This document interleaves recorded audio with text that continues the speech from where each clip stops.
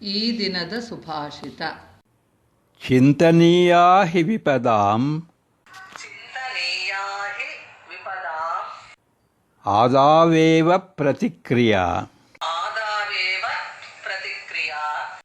ನ ಕೂಪಖನನಂ ಯುಕ್ತಂ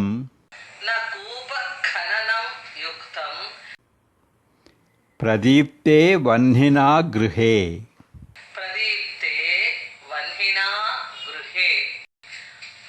ಆಪತ್ತುಗಳು ಬಂದಾಗ ಅದರ ಪ್ರಾರಂಭದಲ್ಲಿಯೇ ಪರಿಹಾರವನ್ನು ಯೋಚಿಸತಕ್ಕದ್ದು. ಬೆಂಕಿಯಿಂದ ಮನೆಯು ಸುಟ್ಟು ಹೋದ ನಂತರ ಬಾವಿಯನ್ನು ತೋಡುವುದು ಯುಕ್ತವಲ್ಲ.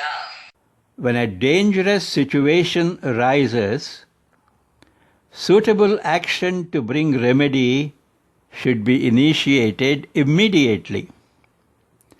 When a house is engulfed in flames, what is the point in starting digging a well for water to put out the flames?